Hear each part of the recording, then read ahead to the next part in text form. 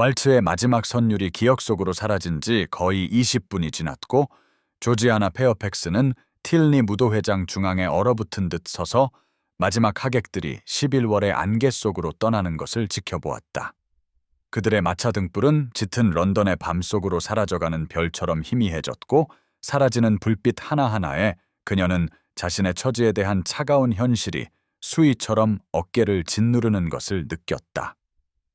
1시간 전만 해도 수천 개의 촛불로 환하게 타오르던 웅장한 무도회장은 이제 하인들이 능숙한 솜씨로 심지를 끄며 체계적으로 공간을 오가는 동안 그림자에 잠식당하고 있었다.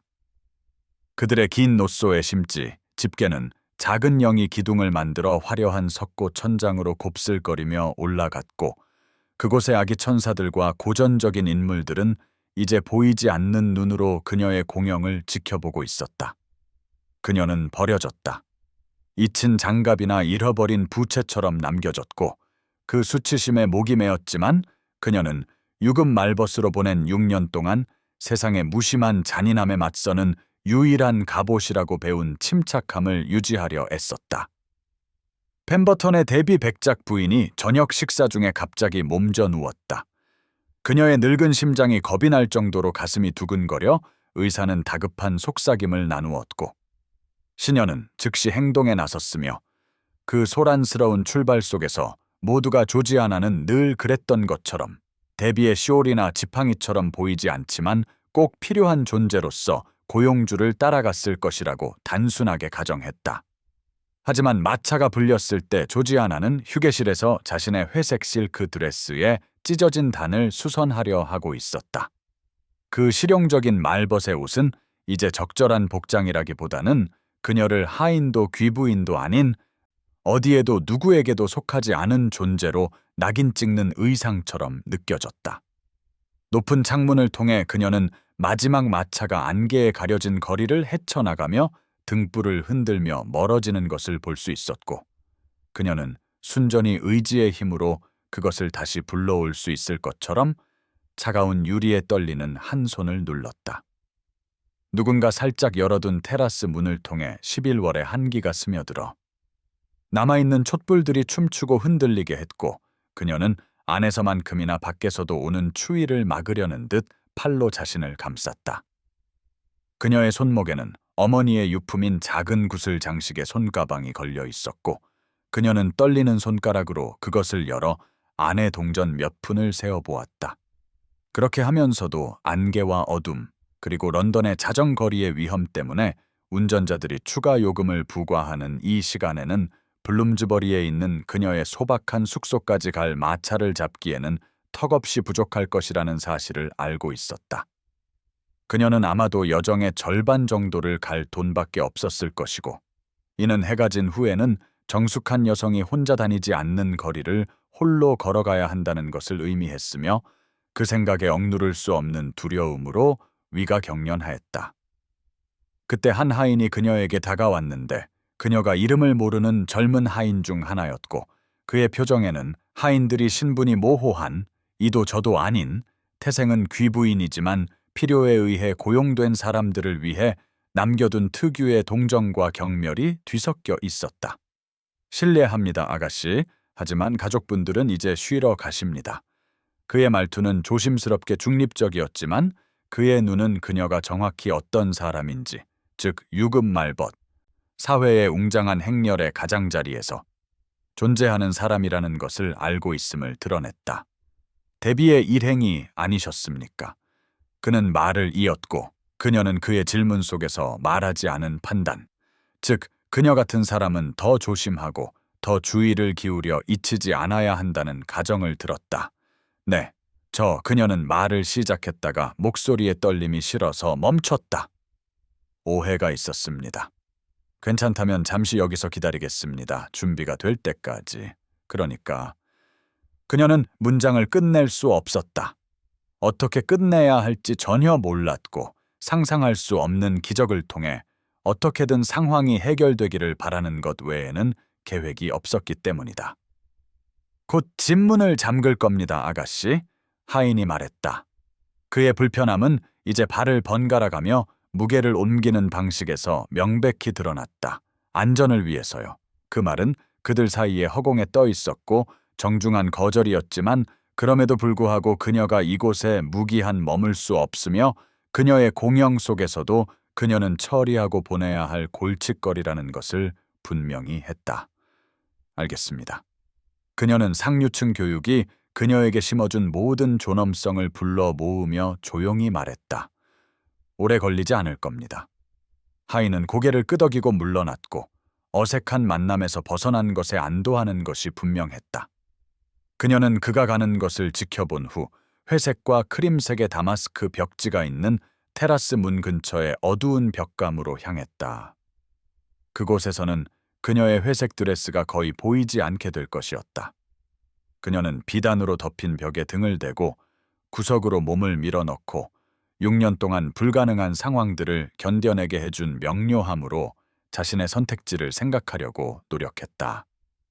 그녀의 아버지가 돌아가신 지 6년. 그의 철도 계획 투자는 아침 안개처럼 허무한 것으로 판명되어 무일푼이 되었고 그의 빚은 그들이 소유한 모든 것을, 심지어 그녀가 정원에서 워즈워스를 읽으며 지금과는 전혀 다른 미래를 상상하며 자랐던 햄프셔의 소박한 집까지 집어삼켰다. 그때 그녀는 22살이었고 교육받고 상냥하게 자랐지만 적당한 재산을 가진 신사와의 결혼과 이제는 결코 가질 수 없는 가정을 꾸리는 것 외에는 아무것도 훈련받지 못했다. 채권자들이 모든 것을 가져갔을 때 그녀는 아버지의 장례식을 치르기 위해 어머니의 보석까지 팔았고 무일푼의 친척을 받아줄 가족 없이 세상에 홀로 남겨졌다. 말번 일은 그녀의 유일한 선택이었고 그녀 계급의 여성을 위한 유일한 존경받는 직업이었다. 그녀는 똑같이 유용하고 보이지 않는 존재가 되는 법을 빨리 배웠고 말이 나오기 전에 필요를 예측하고 응접실과 무도회장 모두에서 배경 속으로 사라지는 법을 배웠다. 오늘 밤의 무도회는 그녀가 몇 년 만에 처음으로 참석한 것이었다. 데비가 조지아나가 작은 방에서 촛불을 켜고 혼자 책을 읽는 대신 즐거운 저녁을 보내야 한다며 이례적인 친절을 베풀었기 때문이다. 그리고 즐거움이 있었다. 그녀는 이제 그 짧은 기쁨의 대가를 세며 그림자 속에 서 있으면서도 인정했다. 애쉬포드 공작이 그녀에게 춤을 청했다. 그는 그녀가 금박 의자에 홀로 앉아 비단과 보석의 소용돌이를 지켜보고 있는 곳으로 곧장 걸어와 그녀를 고용된 부속물이 아닌 귀부인으로 보는 듯한 가벼운 절과 함께 손을 내밀었다.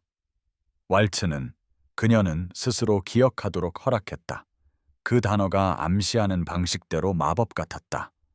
그의 손은 그녀의 허리에서 따뜻하고 확고했으며 그의 대화는 지적이었고 그녀가 그의 지위의 남자에게서 기대했던 경멸이 놀랍게도 없었다.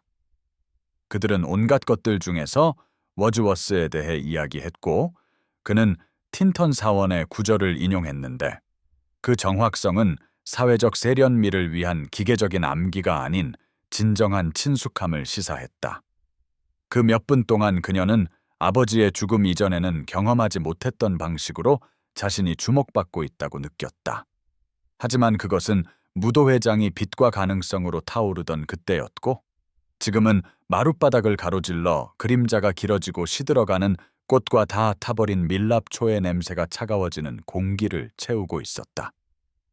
구석에 있는 괴종시계가 자정반을 알리는 소리를 냈고 그녀는 마치 죄수가 시간을 세는 것처럼 각각의 소리를 세며 존엄성의 일부라도 지키며 조용히 사라질 수 있는 새벽까지 얼마나 남았는지 궁금해했다.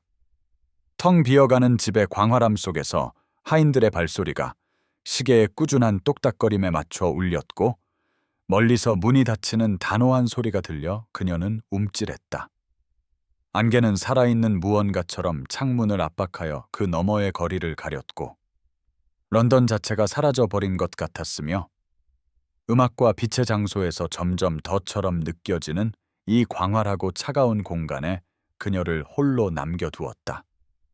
그녀는 블룸즈버리에 있는 자신의 작은 방을 생각했다. 침대와 세면대 하나가 겨우 들어갈 크기였지만 그곳은 그녀의 것이었고 세상에서 유일하게 문을 닫고 페어팩스 양이라는 말벗이 아닌 그저 조지아나일 수 있는 곳이었다. 그 피난처에 대한 갈망은 너무나 강렬해서 거의 육체적으로 느껴졌다.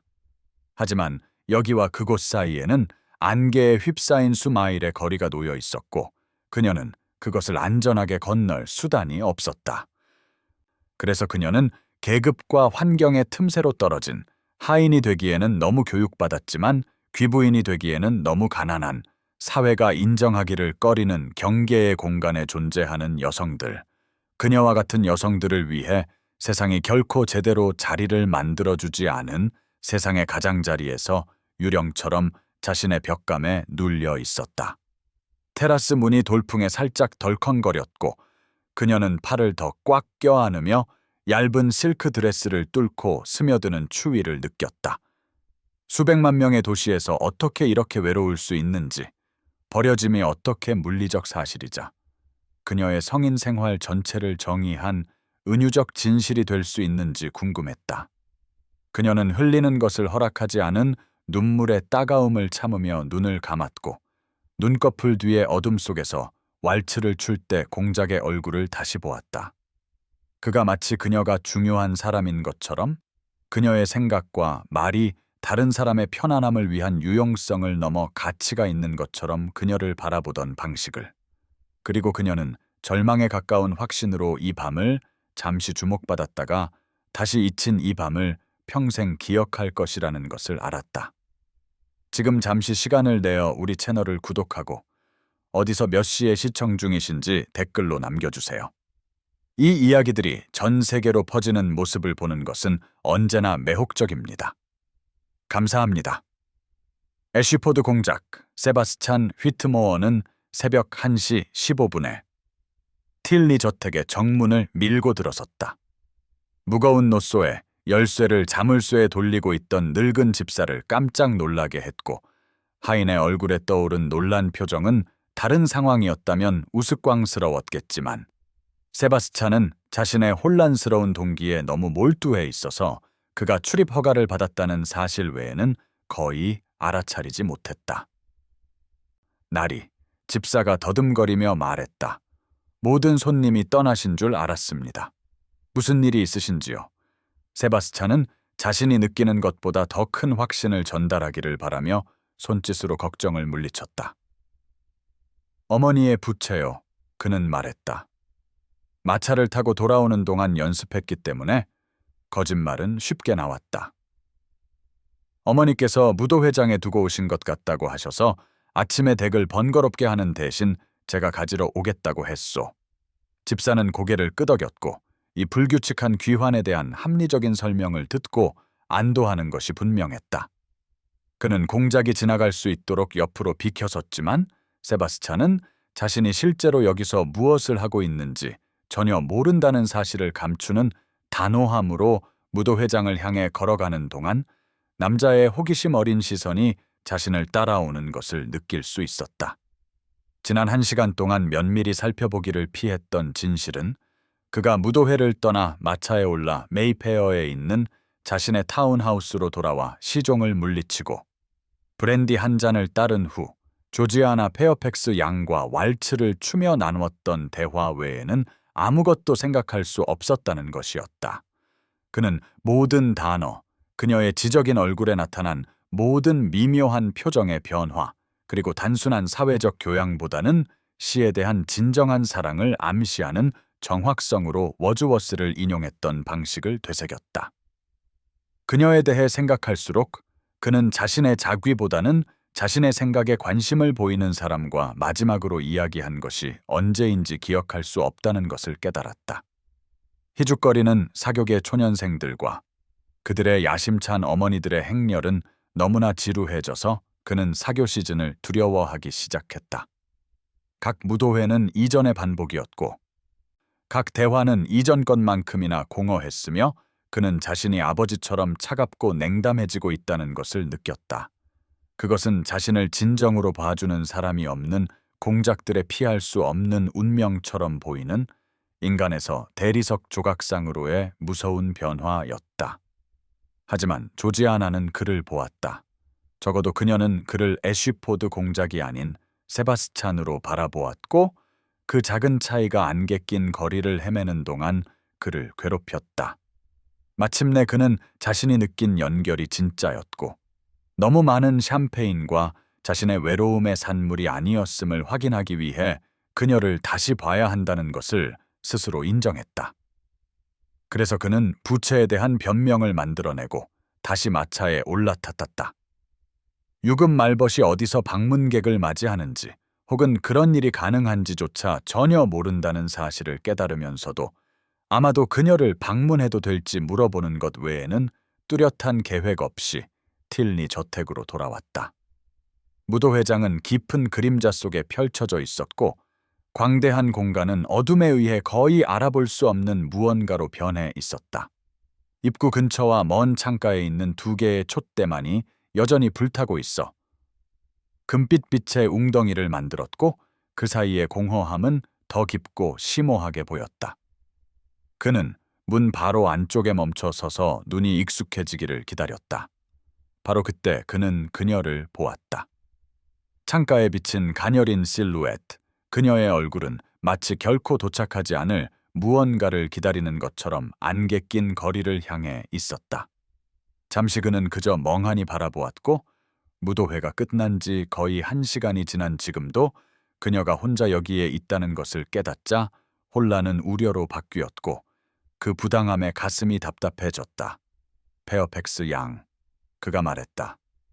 그의 목소리는 텅 빈 공간에 울려 퍼져 그녀를 격렬하게 놀라게 했다. 젠장, 대체. 그리고 그는 예의를 기억하며 자신을 다잡았다. 경각심이 예의를 압도하는 와중에도. 실례하오. 왜 아직 여기에 있소? 그녀는 그를 마주보며 돌아섰고 그가 그녀의 손이 치마를 매만질 때 떨리는 것을 알아차리지 못했다면 감탄할 만한 침착함으로 창가 자리에서 일어났다. 그녀의 회색 실크 드레스는 희미한 빛 속에서 그녀를 거의 유령처럼 보이게 했다. 나리, 그녀가 말했다. 손은 떨렸지만 목소리는 안정적이었다. 실례를 범해 죄송합니다. 데비의 마차에 오해가 있어서 잠시 지체하게 되었습니다. 그는 그녀가 선택한 단어들이 상황을 최소화하고 분명히 그렇지 않은데도 관리 가능한 것처럼 보이게 하려는 의도라는 것을 알아차렸다. 그는 그녀가 실제로 무슨 말을 하는지 이해하려고 눈을 가늘게 뜨며 더 가까이 다가갔다. 지체라. 그는 거의 새벽 2시를 가리키는 괴종 시계를 흘긋 보며 반복했다. 거의 새벽 2시요. 당신의 보호자는 어디 있소, 가족은? 그녀는 그때 그의 눈을 마주했고 그는 굴욕적인 상황에 직면해서도 무너지기를 거부하는 자존심을 그녀의 얼굴에서 보았다. 저는 둘 다 없습니다, 나리. 그녀는 조용한 정확성으로 말했다. 저는 데비의 말벗입니다. 제 상황은 일시적이지만 관리 가능합니다. 곧 마차를 부를 겁니다. 그 말은 그녀의 고용에 대해 그가 이미 알고 있던 것 이상을 알려주지는 않았지만 그녀가 얼마나 외로운지를 명확히 해주었기 때문에 계시처럼 그를 강타했다. 이 시간에 안개와 신만이 아는 것들로 가득한 거리를 혼자서 교통수단을 확보하려는 그녀의 모습은 그의 턱이 분노로 굳어지는 것을 느끼게 했고 그 강렬함에 스스로 놀랐다. 이 시간에 그가 날카롭게 말했다. 혼자서 안개와 더 나쁜 것들로 가득한 거리를 절대로 안 두어. 그는 자신의 말투에 그녀의 등이 뻣뻣해지는 것을 보았다. 존엄성이 지킬 수 있는 유일한 것이기 때문에 그것을 지키는 법을 배운 사람의 반사적인 자존심이었다. 제게는 선택의 여지가 거의 없습니다. 그녀가 말했다. 하지만 걱정해 주셔서 감사합니다. 그녀의 반응의 형식성, 그녀가 유지하려 애쓰는 조심스러운 거리는 그의 위치가 얼마나 취약한지를 더욱 깨닫게 할 뿐이었다. 그는 자신이 왜 돌아왔는지에 대한 모든 혼란을 뚫고 밤이 가져올 어떤 결과에도 그녀를 여기에 남겨둘 수 없다는, 남겨두지 않을 것이라는 명확함을 깨달았다. 그는 한 걸음 더 다가갔다. 이제 그녀가 떨고 있는 것을 볼 수 있을 만큼 가까웠다. 그녀는 누군가 완전히 닫는 것을 잊은 테라스 문을 통해 스며드는 추위를 막으려는 헛된 시도로 팔을 감싸고 있었다. 예의나 격식은 생각하지 않고 그는 자신의 이브닝 코트를 벗어 그녀의 어깨에 걸쳐 주었다. 당신이 생각하는 것보다 더 많은 선택지가 있어, 페어팩스 양. 그는 이제 더 부드러운 목소리로 말했다. 하지만 먼저 당신은 얼어붙고 있소. 내 코트를 받으시오. 그녀는 감사와 경계심 사이에 무언가 그가 정확히 읽을 수 없는 표정으로 그를 올려다보았다. 그는 그녀가 말을 하기 전에 목이 심하게 움직이는 것을 보았다. 나리, 이건. 그녀가 시작했지만 그는 가볍게 고개를 저어 그녀의 말을 막았다. 세바스찬, 그가 말했다. 우리가 대화를 좀 더 나눈다면 내 이름을 쓰는 게 나을 거요. 그리고 나는 우리가 현재 당신의 공연과 우리 둘 다에게 해가 될 스캔들을 일으키지 않고 어떻게 해결할 수 있을지에 대해 꽤 심각한 대화를 나눌 필요가 있다고 생각하오. 그는 그녀의 눈에 이해가 떠오르는 것을 보았다. 그가 여기 그녀와 함께 한밤중에 혼자 있다는 사실 자체가 잠재적으로 파멸적이라는 것을 깨달은 것이다. 그는 그녀가 자신의 이전 인상인 지성을 확인시켜주는 속도로 그 함의를 계산하는 것을 지켜보았다. 그녀는 그의 코트를 더 꽉 둘렀고 그는 사교계 초년생들이 선호하는 무거운 향수와는 다른 단순하고 깨끗한 라벤더 향을 맡았다. 돌아오시라고 부탁하지 않았습니다. 그녀가 조심스럽게 말했다. 제 일로 인해 당신이 구설에 오르는 것을 원치 않습니다. 그 말은 그녀의 성격에 대해 많은 것을 드러냈다. 자신의 안위보다는 그의 평판을 즉시 걱정하는 것. 세바스찬은 가슴속에서 무언가 움직이는 것을 느꼈다. 왈츠를 추는 동안 경험했던 것과 같은 인식, 즉 자신의 사교계에 있는 모든 사람과 근본적으로 다른 사람과 함께 있다는 느낌이었다. 내 평판은 당신의 것보다 훨씬 더 많은 것을 견딜 수 있소. 그가 무뚝뚝하게 말했다. 나는 공자기자 남자요. 사회는 우리에게 거의 모든 것을 용서하지만 당신은 혼자 있는 여성이요. 만약 누군가 당신이 밤을 아무리 순수하게 보냈더라도 구설에 오를 수 있는 상황에서 보냈다는 것을 알게 된다면 고통받는 것은 당신이 될 것이요. 그녀는 그의 솔직한 평가에 살짝 움찔했고 그는 자신의 말이 진실임을 인식하면서도 그 가혹함을 후회했다. 그는 엷어지는 안개를 통해 달빛이 새우며들어 마룻바닥에 은색 조각을 만들고 구름이 하늘을 가로질러 움직임에 따라 변하는 창문을 흘긋 보았다. 촛대의 촛불은 테라스 문에서 들어오는 외풍에 춤을 추며 그림자를 드리웠고 광대한 무도회장은 마치 살아있는 것처럼 맥박치는 듯했다. 멀리서 집사의 열쇠가 짤랑거리는 소리가 들렸고 그가 밤에 순찰을 도는 동안 모든 소리는 공허함에 의해 증폭되어 시계의 똑딱거림조차도 억압적으로 크게 들리며 부적절함의 매 순간을 기록했다.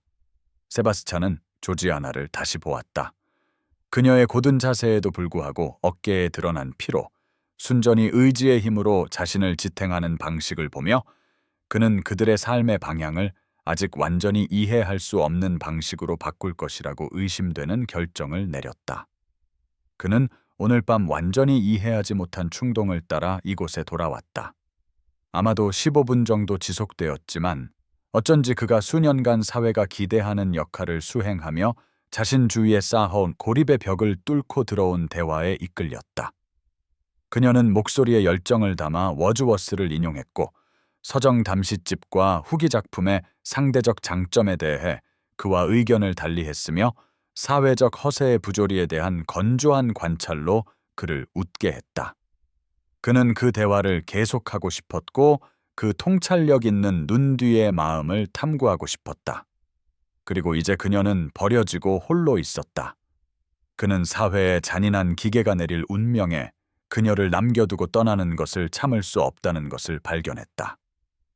안개는 살아있는 무언가처럼 창문을 압박하여 그들을 바깥 세상과 고립시켰고 세바스찬은 밤과 새벽 사이에 멈춰 있는 이 순간이 그 자체로 일종의 경계 공간이며 여기서 평소의 규칙은 깨지지는 않더라도 구부러질 수 있다는 것을 깨달았다.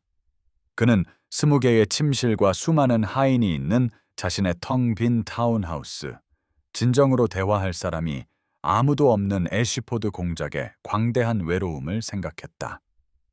그리고 그는 다른 사람들이 편안하도록 6년 동안 자신을 보이지 않게 만들어 온 이 여성을 생각했다. 그는 논리를 거스르는 확신으로 그녀가 다시 그림자 속으로 사라지도록 내버려 두지 않을 것이라는 것을 알았다. 만약 그가 천천히 말했다. 말을 하면서도 아이디어를 시험해 보았다. 우리가 여기서 동이 틀 때까지 기다린다면 그때 내가 우리 둘 다 감당할 수 없는 질문을 불러일으키지 않고 당신을 위한 적절한 교통수단을 마련할 수 있다면 어떻겠소? 그녀는 그가 매우 부적절한 제안을 한 것처럼 그를 쳐다보았고 그는 어느 정도는 그랬다고 생각했지만 그녀가 명백한 반대를 표명하기 전에 계속했다. 하인들은 내가 어머니의 부채를 찾으러 왔다고 믿고 있소. 그가 계속했다. 우리가 조용히 눈에 띄지 않게 있고 모든 것을 관리하기 쉽게 만들어줄 몇 시간만 기다린다면 당신은 당신의 평판을 지키고 떠날 수 있고 당신이 어려운 상황에 처했다는 것을 아무도 알 필요가 없소. 그는 이 제안을 처리하는 동안 그녀의 얼굴을 지켜보았고 그녀의 표정에서 희망과 신중함 사이에 전쟁이 벌어지는 것을 보았다. 그는 상황이 보증하는 것보다 더 빨리 뛰는 자신의 심장을 느끼며 그녀의 대답을 기다렸다. 세바스찬은 깜빡이는 촛불 아래에서 조지아나가 동이 틀 때까지 기다리자는 자신의 제안을 고려하는 그녀의 얼굴을 지켜보았다. 그리고 그는 그녀가 결정을 내리는 순간을 보았다. 예인은 비명을 질렀지만 그녀가 그의 계획의 논리를 받아들였다라는 것을 알려주는 어깨에 약간의 이완이었다. 그는 그녀의 구두 동의를 기다리지 않고 공작이 어머니의 부채를 찾은 후 직접 문을 잠그겠다는 지시로 집사를 물리쳤다. 이 말은 늙은 하인의 눈썹을 치켜뜨게 했지만 말하는 사람의 지위를 고려할 때 감히 이의를 제기할 수는 없었다. 집사의 물러나는 발소리가 광대한 무도회장을 통해 울려 퍼졌고 멀리서 문이 닫히는 딸깍 소리가 들렸다. 그리고 그들은 정말로 혼자가 되었다. 안개가 들어오려는 듯 창문을 압박하는 동안 촛불과 그림자의 거품 속에 갇혔다. 세바스찬은 이 상황이 얼마나 이례적인지 그러면서도 얼마나 이상하게 옳게 느껴지는지를 절감했다. 그는 그녀가 이전에 앉아있던 창가 자리로 가서 벨벳 쿠션을 편안한 무언가로 만들기 시작했다. 동이 트면 모든 것이 간단해질 때까지 시간을 보낼 수 있는 임시 피난처를 만들었다. 그가 일하는 동안 그는 경계심과 희망일지도 모르는 무언가가 뒤섞인 표정으로 자신을 지켜보는 그녀를 의식했다. 다과실에서 브랜디를 좀 가져오겠소. 그는 그들의 상황이 자아내는 친밀함을 상쇄하기 위해 사실적인 목소리를 유지하며 말했다. 따뜻하게 하려고 알다시피 기온이 떨어지고 있고 우리는 몇 시간을 기다려야 하오.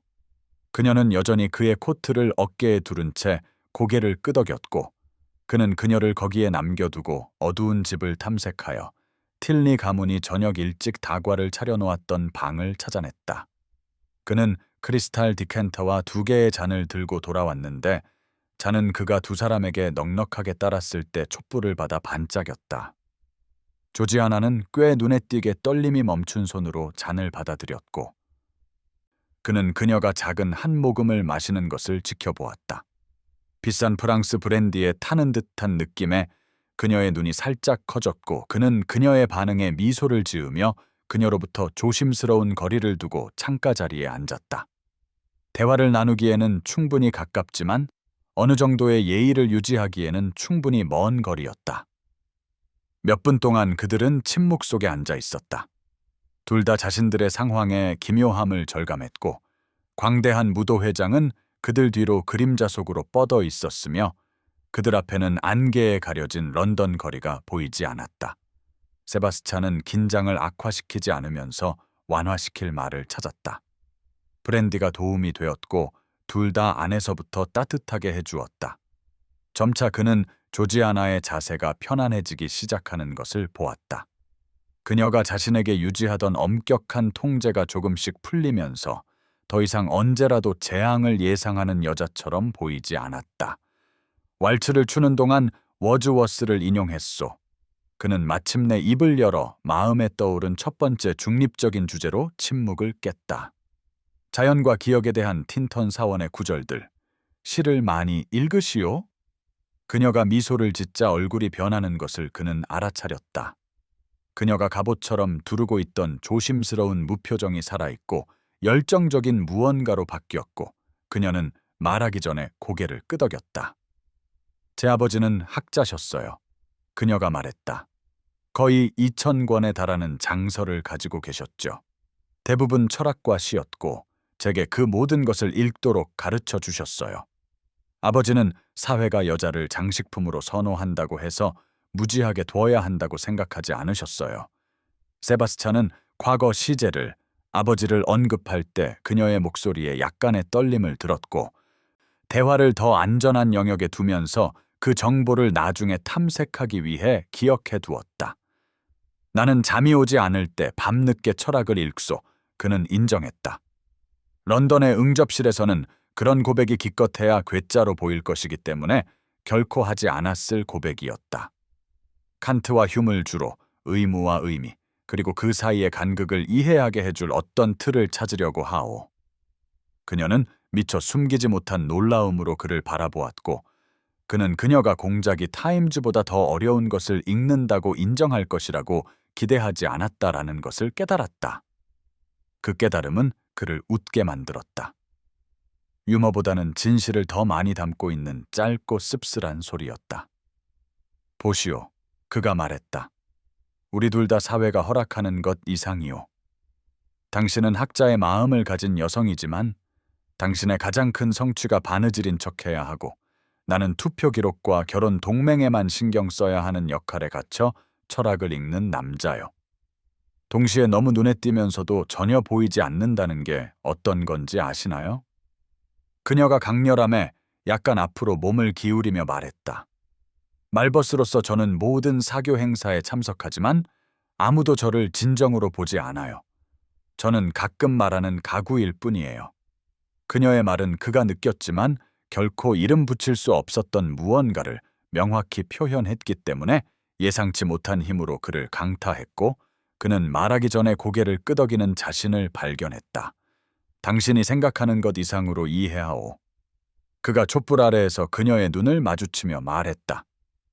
나는 끊임없이 눈에 띄고 모든 행동이 면밀히 검토되고 모든 말이 정치적 의미로 무게가 실리오. 하지만 아무도 나를 보지 않소.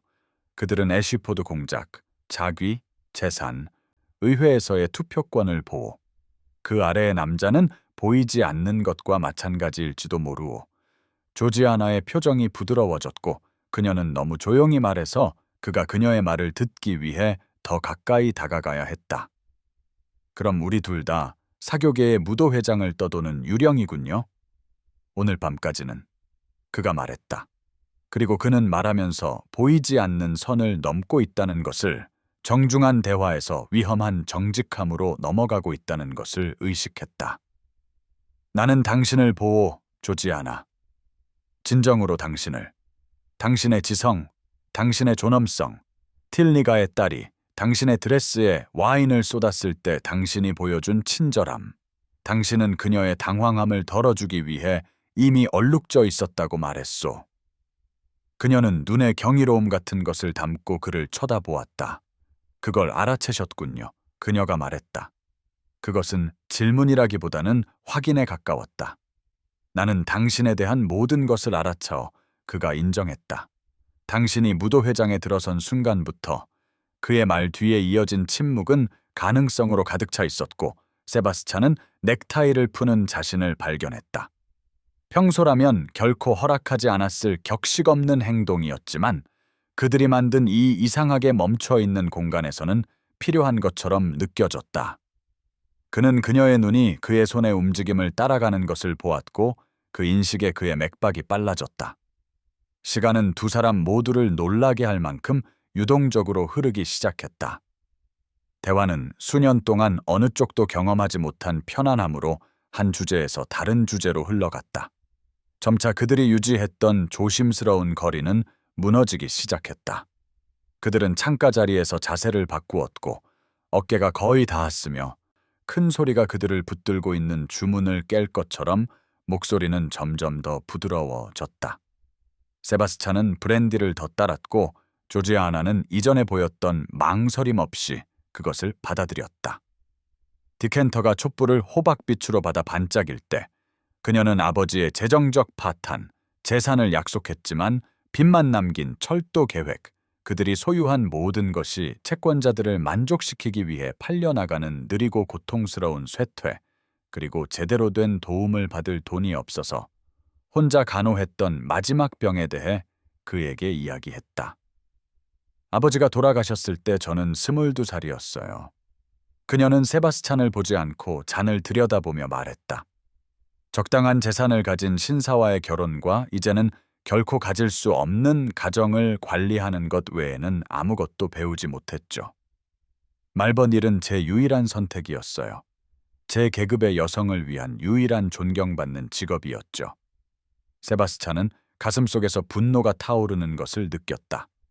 그녀가 아니라 그런 제한된 선택지를 만드는 시스템, 지적이고 교육받은 여성을 다른 사람의 편안함의 그림자 속에서 반쪽짜리 삶을 살게 만드는 시스템에 대한 분노였다. 왜 결혼하지 않았소? 그가 물었다가 즉시 사과했다. 무례를 용서하시오. 하지만 당신은 교육받았고 교양이 있소. 그녀는 부드럽게 그의 말을 막았다. 그녀의 목소리는 고통스러운 진실과 화해한 사람의 평온함을 담고 있었다. 저는 거의 30살입니다, 나리. 세바스찬. 저에게는 재산도 가족도 장래도 없습니다. 저는 제 상황과 화해했습니다. 그랬소? 그가 촛불 아래에서 그녀의 얼굴을 연구하기 위해 더 가까이 다가가며 말했다. 당신은 평화로워 보이지 않소. 당신은 너무 꽉 자신을 통제하고 있어서 한 번의 진정한 손길이 당신을 산산조각 낼지도 모르는 여자처럼 보이오. 그녀의 눈이 그의 눈과 마주쳤고 그는 거기서 그의 숨을 멎게 하는 취약함을 보았다. 만약 제가 산산조각 난다면은요? 그녀가 물었다. 그럼 어쩌죠? 저는 무너져 내릴 여유가 없어요. 저에게는 안전망도 저를 잡아줄 사람도 없어요. 이제는 있을지도 모르오. 그가 조용히 말했다. 그는 그녀가 자세를 바꿀 때 그녀의 팔을 잡아주기 위해 손을 뻗었고 그의 손은 그녀의 소매의 실크에 따뜻하게 닿았다. 그리고 둘 다 그 접촉을 깨뜨리려 하지 않았다. 시계는 새벽 3시를 그리고 4시를 향해 똑딱거렸다. 촛불은 촛대에서 더 낮게 타올라 그들 위에 화려한 천장에 춤추는 그림자를 만들었다. 그들은 세바스찬이 아무에게도 말한 적 없는 것들에 대해 이야기했다. 그가 12살 때 어머니가 돌아가신 일, 공작은 약점을 보이지 않는다는 이유로 아버지가 장례식에서 울지 못하게 했던 일, 더 이상 자신을 거의 알아보지 못할 때까지 모든 진정한 감정을 억누르는 법을 배운 세월. 제 아버지는 명백한 방식으로 잔인하지는 않으셨소. 그는 여전히 창문을 압박하는 안개를 바라보며 말했다. 그분은 단지 온정의 능력이 없으셨고 자식들을 애쉬포드 가문과 유산의 연장선상 외에는 아무것도 보지 못하는 능력이 없으셨소. 그리고 저는 평생 그분처럼 차갑고 냉담하며 진정한 연결을 할 수 없는 사람이 될까봐 두려워하며 살았소. 조지아나의 손이 그들 사이의 그림자 속에서 그의 손을 찾았다. 그녀의 손가락이 두 사람 모두를 놀라게 한 대담함으로 그의 손가락 사이를 엮었다. 그녀는 격렬한 확신으로 말했다. 당신은 그분이 아니에요. 그녀가 말했다. 당신은 오늘 밤 돌아왔어요. 당황한 소녀에게 친절을 베푸는 말벗을 알아차렸어요. 의미를 찾기 위해 철학을 읽으셨죠. 당신은 당신이 묘사하는 남자와는 전혀 달라요. 세바스찬은 그들의 맞잡은 손, 그녀의 가느다란 손가락이 그의 더 큰 손가락에 어떻게 들어맞는지를 내려다 보았다. 그리고 그는 가슴속에서 무언가 금이 가는 것을 느꼈다. 너무 오래전에 쌓아서 그곳에 있다는 것을 잊어버린 어떤 벽이었다. 밤이 새벽으로 깊어감에 따라 그들은 더 많은 공통점을 발견했다. 둘 다 어릴 때 어머니를 잃었고 둘 다 통제할 수 없는 상황에 갇혀 있다라고 느꼈으며 둘 다 자신의 진정한 모습과는 아무 상관없는 역할을 수행하는 법을 배웠다. 각 계시마다 그들 사이의 거리는 줄어들었고 마침내 세바스찬은 그녀가 입은 라벤더 향을 맡을 수 있었고 촛불이 그녀의 갈색 눈을 비출 때 금빛 반점을 볼 수 있었다. 조지아나가 그가 한 말에 웃었다. 그녀의 얼굴을 변화시키는 진짜 가식 없는 소리였다. 세바스찬은 숨기려 하지 않는 매혹으로 그녀를 지켜보는 자신을 발견했다. 표정이 그녀의 얼굴을 생기 있게 만드는 방식. 워즈워스의 후기 작품대 서정 담시집에 대한 논점을 토론할 때 그녀의 눈에서 번뜩이는 지성을 기억했다. 그녀는 의견이 있었고 강한 의견이었다. 그리고 그녀는 그가 반박하기 위해 노력하게 만드는 논리적인 주장으로 그것들을 방어했다.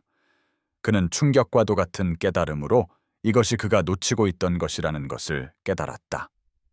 단순한 대화가 아니라 지적인 교류, 그의 지위 때문에 그의 모든 말에 동의하는 대신 그에게 도전하고 생각하게 만드는 누군가였다.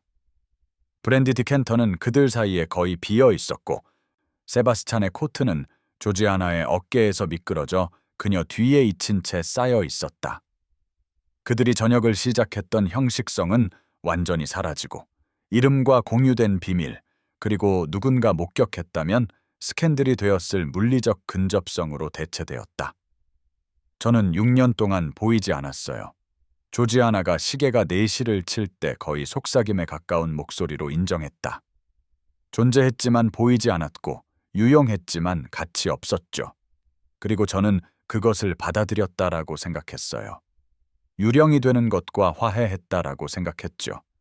하지만 그때 당신이 저에게 왈츠를 청했고 당신은 제가 중요한 사람인 것처럼 저를 바라보았어요. 그리고 저는 제가 전혀 화해하지 않았다라는 것을 깨달았어요. 저는 그저 희망을 버렸을 뿐이었어요. 세바스찬의 손이 그녀의 손을 더 꽉 잡았고 그는 계획하지 않았고 생각하고 있다는 것조차 몰랐던 말을 하는 자신을 발견했다. 당신은 중요하오. 그가 말했다. 당신이 다른 사람을 위해 할 수 있는 것 때문이 아니라 당신이 누구인지 때문이오. 당신의 마음, 당신의 정신, 덜 강한 사람이라면 부서졌을 상황에 맞서는 당신의 용기 말이오. 그녀는 이제 울고 있었고 촛불 아래에서 소리 없는 눈물이 그녀의 얼굴을 타고 흘러내렸다. 그는 남은 손을 들어 그것들을 닦아주었고 그의 엄지손가락은 그녀의 뺨에 부드럽게 닿았다. 그녀는 안도나 항복일지도 모르는 작은 소리와 함께 그의 손길에 기댔다. 바깥의 안개는 약간 엷어지기 시작했고 창문을 통해 세바스찬은 새벽이 다가오고 있음을 암시하는 첫 회색빛을 볼 수 있었다. 그는 곧 그들이 이 멈춰있는 공간을 떠나 그녀가 유급 말벗이고 그가 공작이며 그들 사이의 간극이 메울 수 없는 것으로 여겨지는 세상으로 돌아가야 한다는 것을 알았다. 하지만 지금, 이 순간 그들은 단지 세바스찬과 조지아나, 둘 다 존재한다고 믿기를 멈췄던 무언가, 진정한 인식, 참된 봄, 의무나 필요를 넘어 훨씬 더 위험하고 무한히 더 소중한 무언가로 이어지는 연결의 가능성을 서로에게서 발견한 두 사람이었다. 새벽 5시 반쯤 안개를 뚫고 새벽이 찾아왔다. 회색빛이 마치 틈새로 스며드는 물처럼 높은 창문을 통해 새어 들어왔다. 세바스찬은 그들이 대화로 밤을 보낸 창가 자리에서 일어나 명확하게 생각하기 위해 거리가 필요한 듯 테라스 문으로 걸어갔다. 조지아나는 그들의 기묘하게 멈춰있던 밤이 끝나가고 곧 그들이 어둠 속에서 발견한 자신이 아닌 사회가 말하는 자신으로 돌아가야 한다는 것을 이해했기 때문에 가라앉는 마음으로 그가 가는 것을 지켜보았다. 촛불은 거의 다 타서 아침 햇살이 그것들을 불필요하게 만들면서 약간의 연기를 내뿜고 있었다. 그녀는 이제 새벽 전의 회색빛 조명 속에서 그의 얼굴을 선명하게 볼 수 있었다. 밤새 깨어 있었던 피로가 그의 눈 밑 그림자에 쓰여 있었고 그의 이브닝 드레스는 구겨져 있었으며 그의 넥타이는 그의 지위의 남자에게는 얼마나 큰 격식 없음인지를 아는 사람이라면 누구나 경악할 정도로 느슨하게 매달려 있었다. 그녀는 긴 시간 동안 핀에서 풀어진 머리카락을 매만지며 자신을 추스르기 시작했다. 마치 이 밤이 결코 일어나지 않은 것처럼 유급 말벗의 역할로 다시 돌아가기 위해 정신적으로 준비했다. 그리고 그녀는 적어도 이 시간을 기억할 수 있다는 것에, 비록 결코 반복될 수 없을지라도 누군가가 진정으로 그녀를 본 이 하룻밤을 기억할 수 있다는 것에 감사했다. 몇 시간 안에 런던은 깨어날 거요. 세바스찬이 창에서 돌아서지 않은 채 말했다. 그의 목소리는 그녀가 정확히 식별할 수 없는 무언가로 팽팽했다. 하인들은 이야기할 것이고 누군가는 나의 귀환을, 데비의 마차에서 당신이 없었던 것을, 당신의 평판을 알아차렸을 거요. 그녀는 그때 일어섰다. 떨리고 싶었지만 순전히 의지로 억지로 안정시킨 손으로 회색 실크 스커트를 매만졌다. 그리고 그녀는 목이 메었지만 가능한 한 침착하게 말했다. 제가 항상 살아남는 것처럼 살아남을 겁니다. 그녀가 말했다. 오늘 밤 친절에 감사해요, 세바스찬. 결코 잊지 않을 거예요. 그는 그 말에 날카롭게 돌아섰다.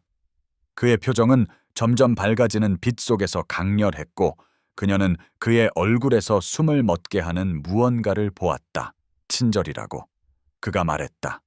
그의 목소리에는 그들이 몇 시간 동안 대화하는 동안 없었던 날카로움이 있었다. 당신은 이것이 친절이었다고 생각하는군. 그녀는 혼란스러워하며 그를 쳐다보았다. 그가 무슨 뜻인지, 그것이 다른 무엇일 수 있는지 확신할 수 없었다. 다른 무엇이. 그녀가 시작했지만 그는 이미 움직이고 있었다. 그들 사이의 거리를 3번의 긴 걸음으로 좁혀왔다. 그녀가 뒤로 물러서거나 생각을 정리하기 전에 그는 그녀의 손을 잡았다. 그의 손길은 단단하고 따뜻하며 약간 떨렸다. 나는 어머니의 부채 때문에 돌아온 게 아니오. 그가 말했다. 단어들이 빠르게 쏟아져 나왔다. 마치 침묵이 그의 용기를 훔쳐갈까 두려워하는 것 같았다. 부채는 없었소. 나는 당신과 다시 이야기하지 못할 것이라는 생각을 견딜 수 없어서 돌아왔소. 그 왈츠가 10년 만에 처음으로 진정으로 살아있다고 느낀 순간이었기 때문이요. 오늘 밤 당신이 한 모든 말은 내가 당신이 혼자 앉아 다른 모든 사람을 그 비범하게 통찰력 있는 눈으로 지켜보는 것을 본 순간 의심했던 것을 증명했소. 조지아나는 세상이 살짝 기울어지는 것을 느꼈다. 심장이 너무 세게 뛰어서 그가 분명히 들을 수 있을 것이라고 확신했다. 그녀는 목소리가 거의 속삭임에 가깝게 나왔지만 억지로 말했다. 무엇을 의심했는데요? 그녀가 물었다. 비록 일부는 대답을 듣기가 두려웠지만 희망은 과거에 너무 위험하다는 것이 증명되었기 때문에 희망하기를 두려워했다. 세바스찬의 손이 그녀의 손을 더 꽉 잡았다. 그녀는 그의 얼굴에서 자신과 같은 취약함을 보았다. 그가 보통 유지하던 귀족적인 통제가 깨져 그 아래의 날것의 솔직한 무언가를 드러냈다. 당신이 내가 기다리고 있다는 것을 모르고 기다려온 여자라는 것을. 그가 감정에 북받쳐 거친 목소리로 말했다. 지성과 친절함, 정직함과 고난에 맞서는 용기, 이것들이 내가 가치 있게 여기는 것들이요. 재산이나 공허한 아름다움, 명망 있는 가문이 아니라 말이오. 조지아나, 이게 미친 짓이라는 걸 알지만 우리는 서로 안 지 겨우 12시간밖에 되지 않았소. 그녀는 그때 손을 뿌리쳤다. 원해서가 아니라 자신을 보호해야 했기 때문에 그가 필연적인 현실로의 복귀를 더욱 고통스럽게 만들 무언가를 말하기 전에 거리를 만들어야 했기 때문이다. 제발 그러지 마세요. 그녀가 말했다. 통제하려는 노력에도 불구하고 그녀 자신의 목소리가 갈라졌다. 자선을 위장한 제안은 하지 마세요. 하지만 그는 그녀의 말을 막았다. 거부할 수 없는 절박함으로 다시 그녀의 손을 잡았다. 이것은 자선이 아니오. 그가 격렬하게 말했다. 이것은 내 인생에서 가장 정직한 밤을 보낸 후 새벽에 나를 명확하게 보는 여자에게 청혼하는 나 자신이란 말이오. 당신의 평판을 구하기 위해서가 아니라 그것도 중요하지만, 의무감 때문이 아니라 그것도 존중하겠지만, 내가 당신을 내 곁에, 내 집에, 내 삶에, 내 침대에 원하기 때문이오. 아침 식사를 하며 워즈워스에 대한 당신의 생각을 듣고 싶고, 자정에 당신과 철학을 토론하고 싶고, 나는 그가 멈췄다. 표현하려는 것에 적합한 단어를 찾기 위해 애쓰는 것 같았다. 조지아나는 밤새 싸워온 불가능한 희망이 그녀의 방어선을 뚫고 나오면서 눈물이 조용히 얼굴을 타고 흘러내리는 것을 느꼈다. 세바스찬, 저는 아무것도 없어요. 그녀가 말했다. 그가 제안하는 것의 현실을 이해시키려고 애썼다. 지참금도 가족도 아무것도. 하지만 그는 그녀의 손 하나를 놓아 그녀의 얼굴을 감쌌다. 그의 엄지손가락이 멈추지 않고 떨어지는 눈물을 닦아주었다. 당신은 중요한 모든 것을 가졌소. 그가 말했다. 그의 눈은 그녀를 동시에 드러내고 소중히 여기는 강렬함으로 그녀의 눈을 찾았다. 당신은 당신 자신을 가졌고 그것이 내가 원하는 전부요. 나와 결혼해 주시오, 조지아나. 내가 당신을 선택하는 것처럼 나를 선택해 주시오. 공작이 아니라 세바스찬을, 당신의 마음과 정신, 그리고 당신의 비범한 용기와 사랑에 빠져 밤을 보낸 남자를. 그 말은 회색 새벽빛 속에서 그들 사이에 걸려 있었다. 조지아나는 이것이 어떤 잔인한 농담이나 잘못된 기사도 정신, 또는 진정한 감정을 솔직하게 표현한 것 외에 다른 어떤 것이라는 신호를 찾기 위해 그의 얼굴을 살폈다. 그리고 그녀가 거기서 본 것은 그녀의 무릎을 약하게 만들었다. 진심일 리가 없어요. 그녀가 떨리는 목소리로 말했다. 해가 완전히 뜨면, 당신의 세계로 돌아가면, 우리 세계.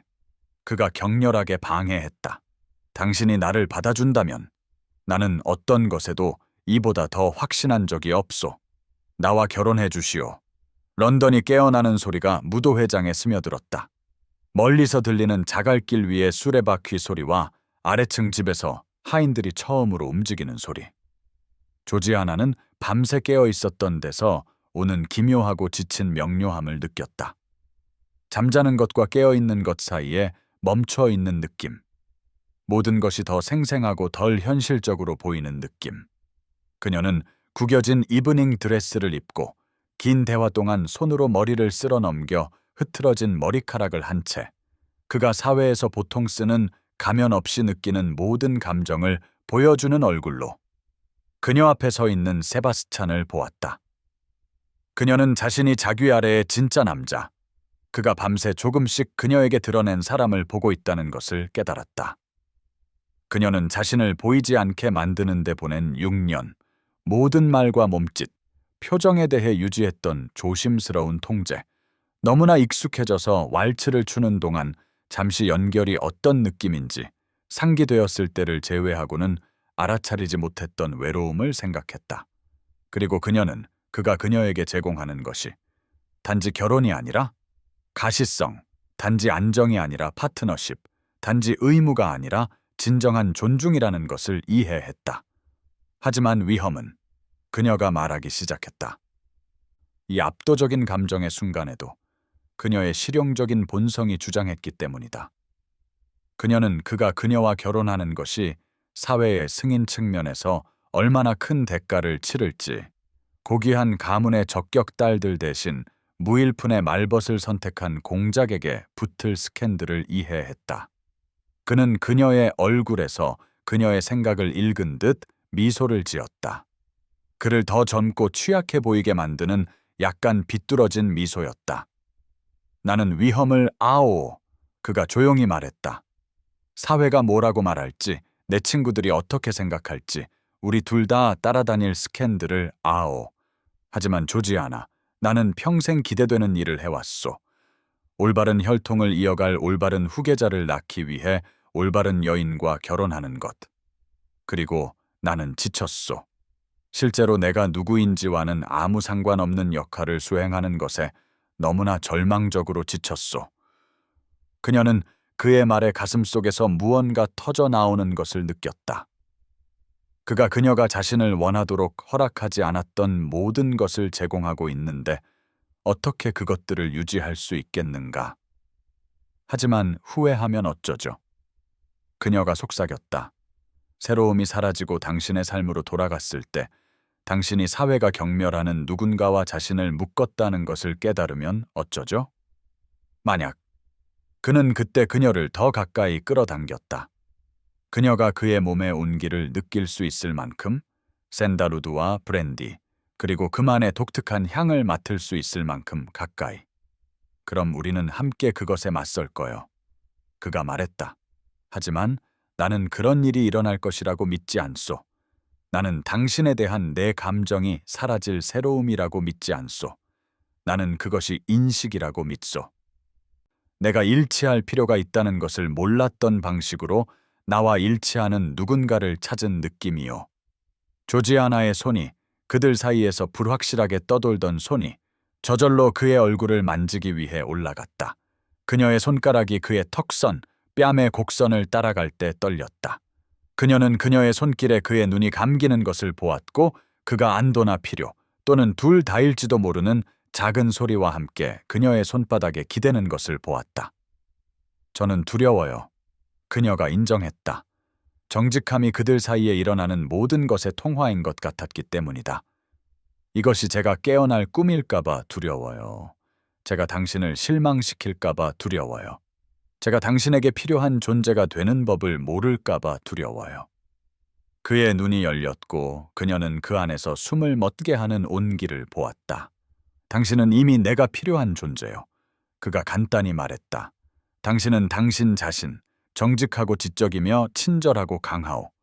그리고 당신이 내게, 우리에게 위험을 감수할 용기를 낼 수 있다면 나는 당신이 결코 후회하지 않도록 평생을 바칠 것을 약속하오.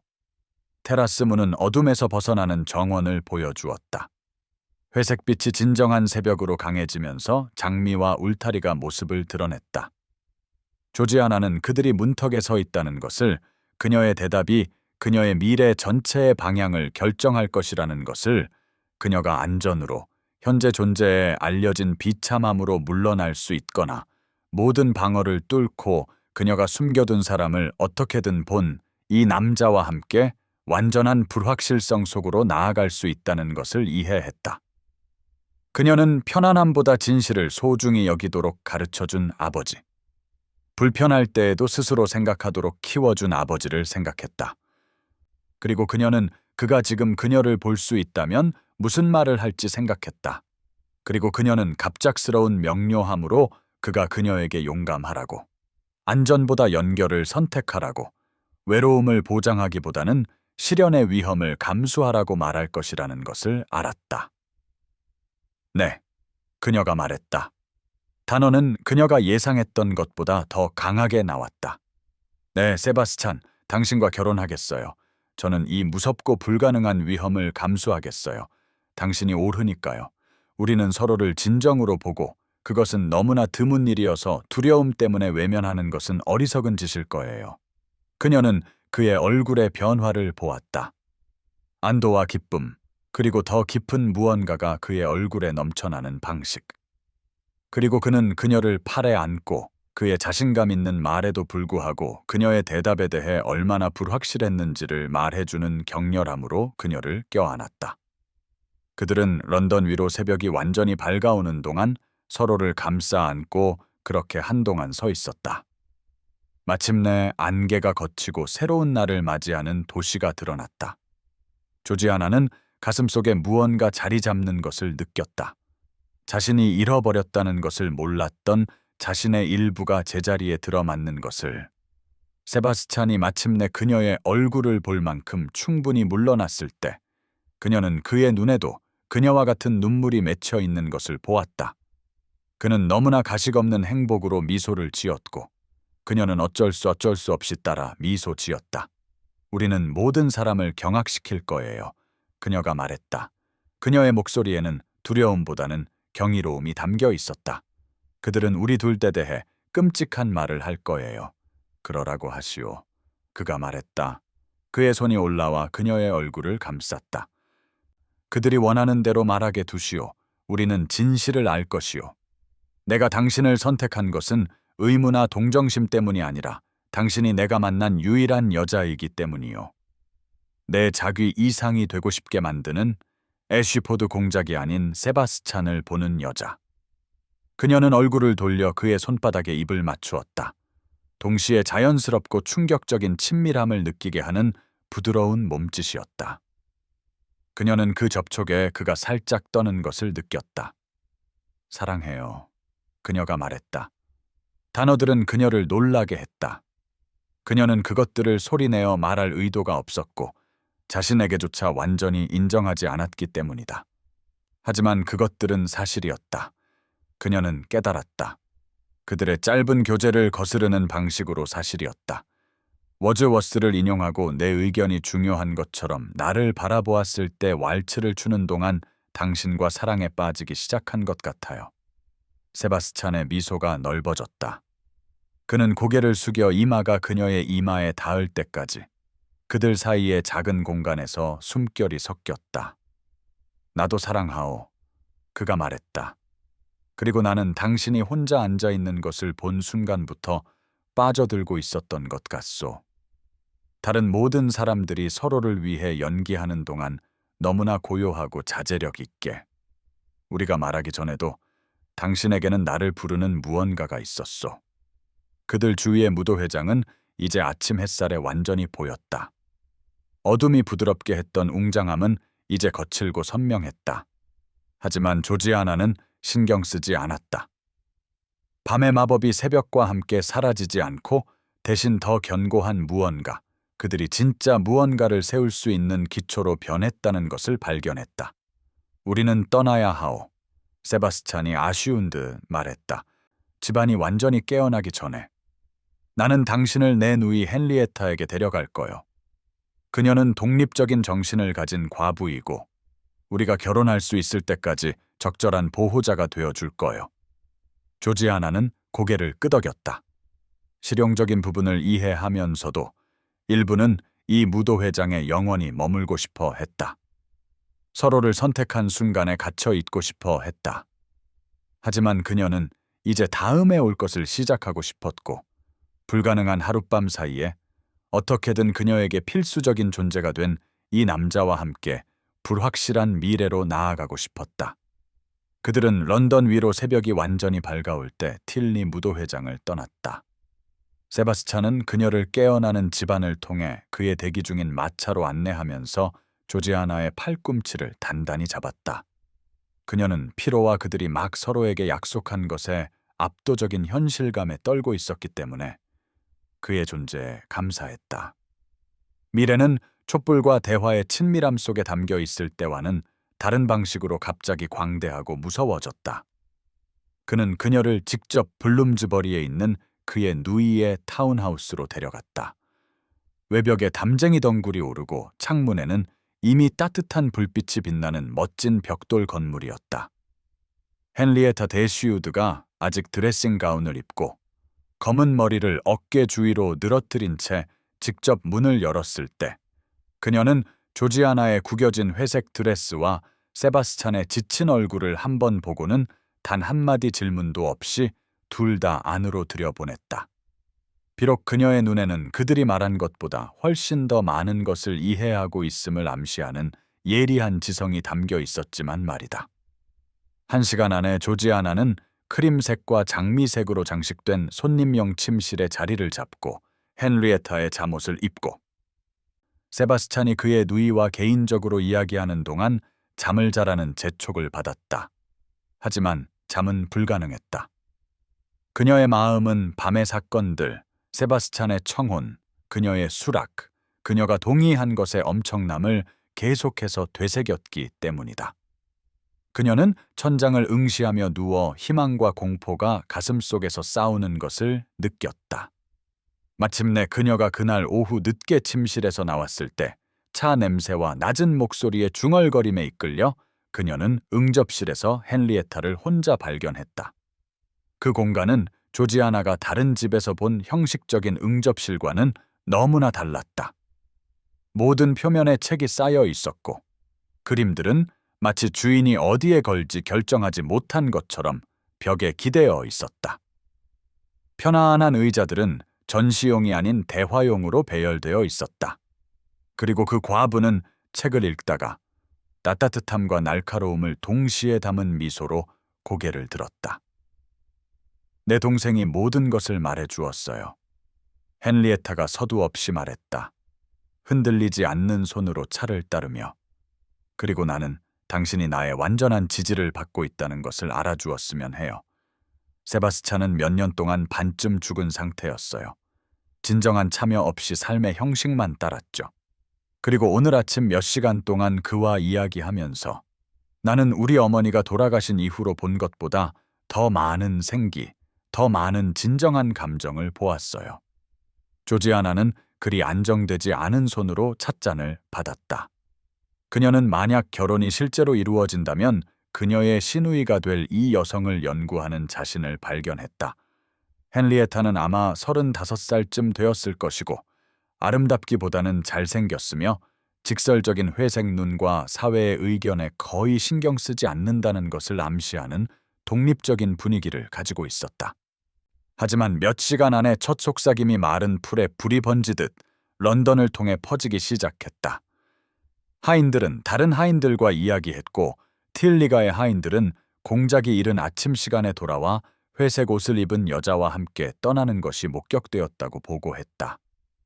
그리고 밤이 되자 응접실과 클럽은 그 설명할 수 없는 시간 동안 무슨 일이 일어났는지에 대한 추측으로 떠들썩했다. 데비 백작 부인은 다음 날 아침 해고 편지를 보냈다.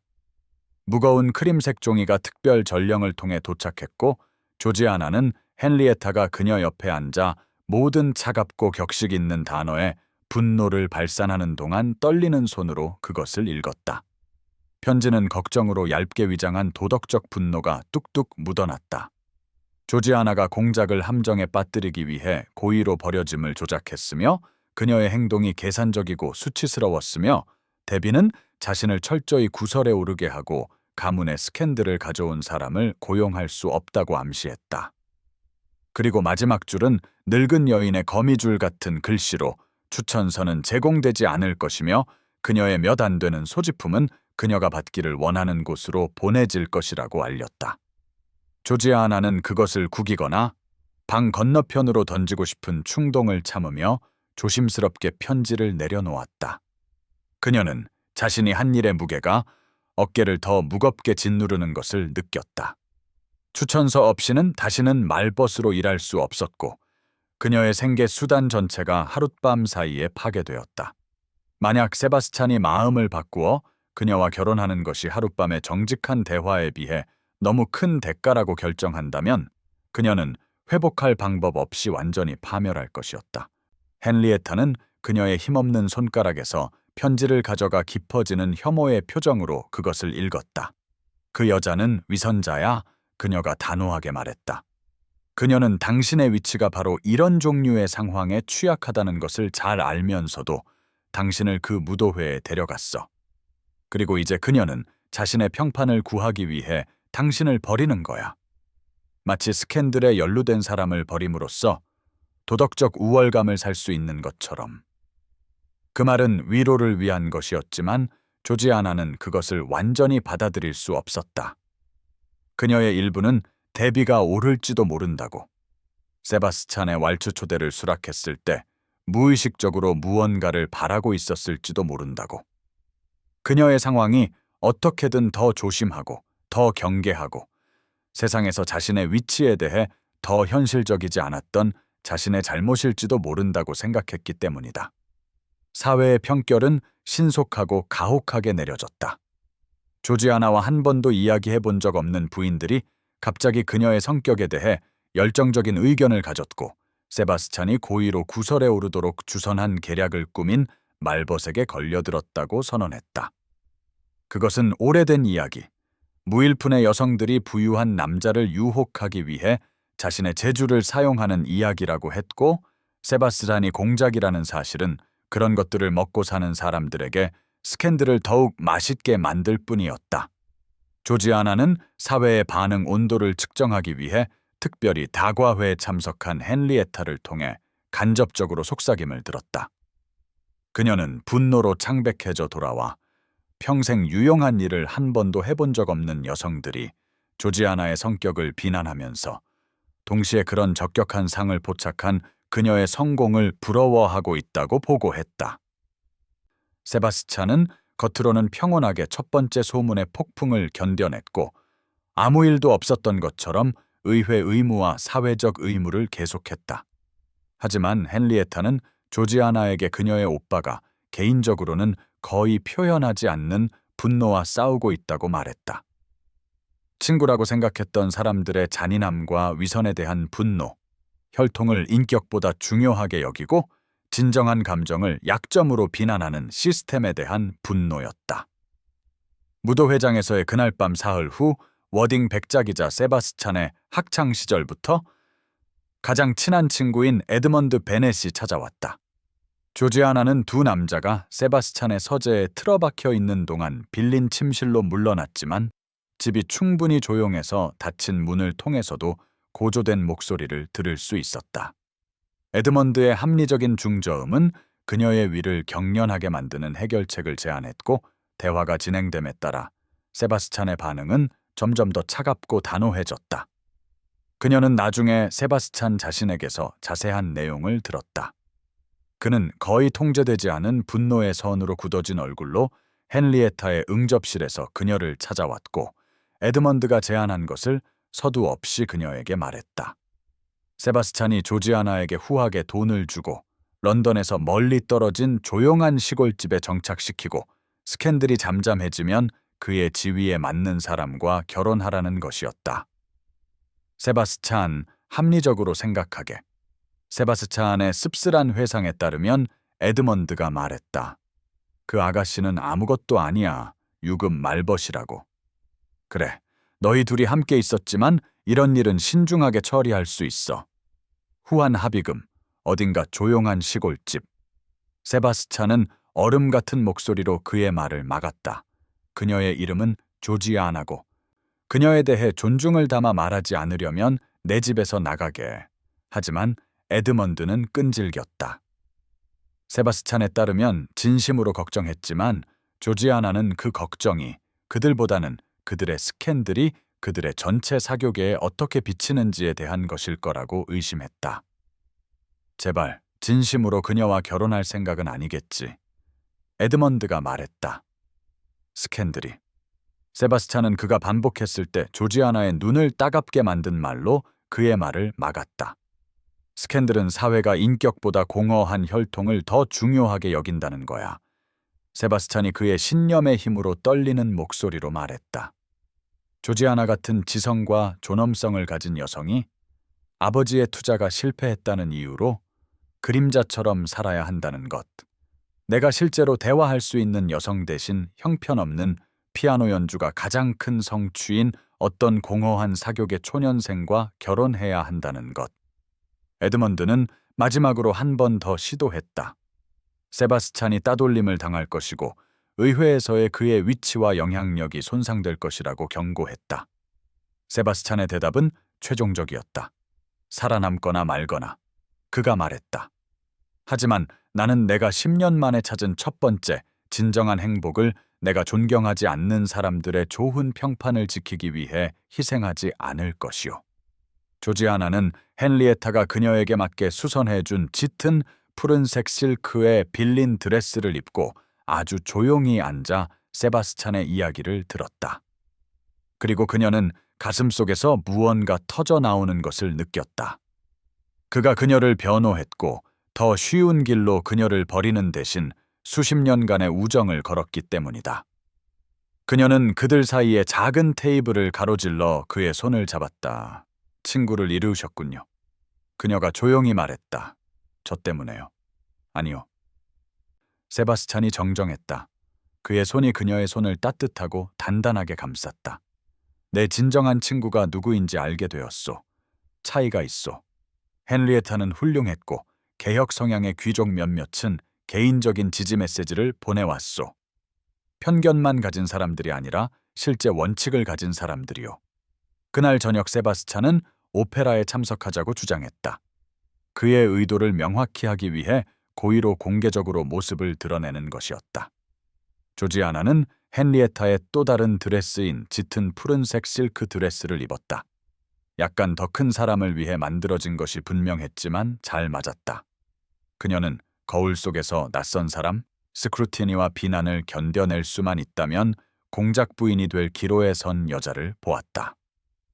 로열 오페라 하우스로 가는 마차는 긴장된 침묵 속에서 지나갔다. 헨리에타는 조지아나 옆에서 그녀의 존재를 통해 말없는 지지를 보냈고, 세바스찬은 그들 맞은편에 귀족적인 선으로 굳어진 얼굴로 앉아 자신이 느끼는 것을 아무것도 드러내지 않았다. 그들이 웅장한 입구 앞에 내렸을 때 조지아나는 수백 개의 눈이 그들을 향하는 것을 느꼈다. 사람들이 공작을 알아보고 그의 팔에 있는 여인이 그 악명 높은 말버심에 틀림없다는 것을 깨닫자마자 속삭임이 즉시 시작되었다. 오페라 하우스는 불빛으로 환했고 모든 샹들리에가 켜져 있었고 모든 박스석은 비단과 보석으로 치장한 런던의 상류층으로 가득 차 있었다. 조지아나는 세바스찬 옆에서 고개를 높이 들고 그의 팔에 손을 단단히 얹고 걸었다. 비록 안에서는 그들이 하는 일에 엄청남의 공포로 떨고 있었지만 그들은 세바스찬의 박스석, 무대와 관객석 모두를 완벽하게 볼 수 있는 극장 최고의 자리 중 하나로 계단을 올라갔다. 헨리에타는 존경과 지지의 의도적인 표현으로 조지아나 옆에 자리를 잡았고, 세바스찬은 극장의 나머지 사람들에게 자신을 가장 잘 보이게 할 자리에 앉았다. 그들이 들어섰을 때의 정적은 팔파블레했다. 오페라 글라스가 그들의 박스석으로 향하면서 대화가 파도처럼 잦아들었다. 조지아나는 그 모든 눈의 무게를 물리적인 압력처럼 느꼈다. 수백 명의 사람들이 그들의 프로그램과 부채 뒤에서 쳐다보고 판단하고 속삭였다. 그녀는 매주 오페라에 참석하는 것처럼 강렬한 스크루티니를 느끼거나 극장을 채우는 불안한 새들의 소리 같은 속삭임을 들을 수 없는 것처럼 침착하게 앉아 스커트를 정돈하고 프로그램을 열려고 노력했다. 무대는 텅 비어 있었고 공연은 아직 시작되지 않았다.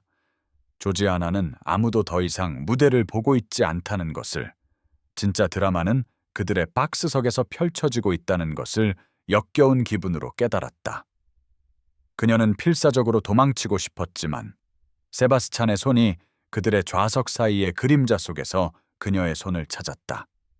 그의 손길은 따뜻하고 안정적이었다. 그때 그가 일어섰다. 그 움직임은 이미 쳐다보고 있지 않더라도 극장의 모든 눈을 끌 만큼 갑작스러웠다. 조지아나는 숨을 멈췄다. 그가 무엇을 의도하는지 전혀 몰랐지만 그의 어깨의 자세에서 그것이 극적일 것이라는 것을 알았다. 신사숙녀 여러분, 세바스찬이 말했다. 그의 목소리는 소리치지 않아도 조용한 극장 전체에 선명하게 울려 퍼졌다. 의회에서 수년간 연설한 훈련된 발성이었다. 소개가 필요할 것 같군요.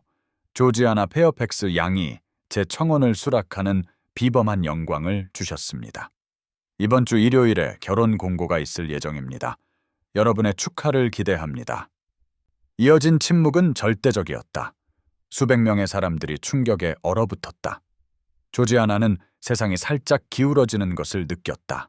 그가 방금 그녀를 공개적으로 주장했고 둘 중 누구도 후퇴할 수 없는 방식으로 런던 사회 전체 앞에서 그들의 약혼을 발표했기 때문이다. 세바스찬, 그럴 필요 없어요. 그녀가 속삭였지만 그는 이미 그녀에게 돌아서서 그녀의 손을 두 손으로 잡고 그녀에게 말했지만 근처 박스석이 모든 단어를 들을 수 있을 만큼 큰 소리로 말했다. 아니 해야 하오, 그가 말했다. 그의 눈은 다른 모든 것을 희미하게 만드는 강렬함으로 그녀의 눈을 붙들었다. 당신은 어떤 부끄러운 비밀처럼 숨겨지는 것이 아니라 공개적이고 자랑스럽게 인정받을 자격이 있소. 당신은 애쉬포드 공작 부인이 될 것이고 이 극장의 모든 사람은 그 지위에 걸맞은 존경으로 당신을 대할 것이오. 조지아나는 눈물이 쏟아질 것 같아 필사적으로 참았다. 그녀를 무너뜨리는 것 외에는 아무것도 원하지 않는 이 관객 앞에서 울기를 거부했다. 그녀는 세바스찬의 손을 아플 정도로 세게 쥐었다. 극장은 또 한동안 침묵을 지켰다. 긴장이 터질 듯은 팽팽해졌다. 그러다 위층 갤러리 어딘가에서 누군가 박수를 치기 시작했다. 처음에는 천천히, 그리고 더 열광적으로. 다른 사람들도 합류했다. 모두가 그런 것은 아니었고 절반도 되지 않았지만 소리가 공간을 채우고 불확실했던 사람들이 따라올 수 있도록 허락하기에 충분했다. 세바스찬은 그녀의 손을 잡은 채 그녀 옆에 다시 앉았다. 헨리에타는 조지아나가 자신의 심장이 귀에서 쿵쿵 울리는 소리 때문에 잘 들을 수 없는 격렬하고 승인하는 무언가를 속삭이기 위해 몸을 기울였다. 마침내 오페라가 시작되었다. 가수들이 무대에 올라 도니제티를 공연했지만 조지아나는 나중에 그 작품이 무엇에 관한 것이었는지 말할 수 없었다. 계속되는 스크루티니, 무대보다는 그들의 박스석으로 더 자주 향하는 오페라 글라스에 너무 신경을 썼기 때문이다. 하지만 세바스찬은 그녀 옆에 앉아 음악에 몰두한 듯 보였고 그의 엄지손가락은 다른 누구도 볼 수 없는 안심의 제스처로 그녀의 손바닥에 작은 원을 그렸다. 막간에 몇몇 사람들이 그들의 박스석으로 왔다. 어떤 사람들은 눈에 온기를 담아 진심 어린 축하를 전했고 다른 사람들은 분명히 호기심이나 그 악명 높은 말벗이 가까이서 어떻게 생겼는지 그들의 서클에 보고하려는 욕구에 동기를 부여받았다. 조지아나는 가능한 한 많은 우아함으로 모든 것을 견뎌냈고 그녀가 어디 출신인지, 그녀와 세바스찬이 어떻게 만났는지에 대한 질문에 그들의 밤을 전혀 드러내지 않는 조심스럽게 중립적인 답변으로 대답했다. 강철 회색 머리카락과 얼음 조각 같은 눈을 가진 한 늙은 공작 부인은 공개적인 경멸의 표정으로 조지아나를 위아래로 훑어본 후 세바스찬에게 돌아섰다. 무슨 짓을 하는지 알았으면 좋겠군. 그녀의 목소리는 근처 박스석까지 들렸다. 자네 아버지는 경악하셨을 거야. 제 아버지는 기쁨을 가져다주는 모든 것에 경악하셨습니다. 세바스찬이 고르게 대답했다. 그래서 저는 제 삶을 그분의 지시에 따라 살 의도가 없습니다. 이제 실례하겠습니다, 나리. 제 약혼녀와 저는 이 막을 즐기고 싶습니다. 공작 부인은 보라색 비단이 스치는 소리와 함께 떠났고 헨리에타는 조용히 웃었다. 잘 처리했어. 그녀가 중얼거렸다. 아버지는 정말 경악하셨을 거야. 그것이 이 결혼에 대한 가장 강력한 주장이야. 저녁이 끝날 무렵 조지아나는 기진맥진했다. 그런 강렬한 조사 아래에서 침착함을 유지하려는 노력에 지쳤다. 하지만 그녀는 또한 예상치 못한 무언가를 느꼈다. 세바스찬의 공개적인 선언에 대한, 대개도 불구하고 그녀 곁에 서려는 그의 의지에 대한 격렬한 자부심이었다.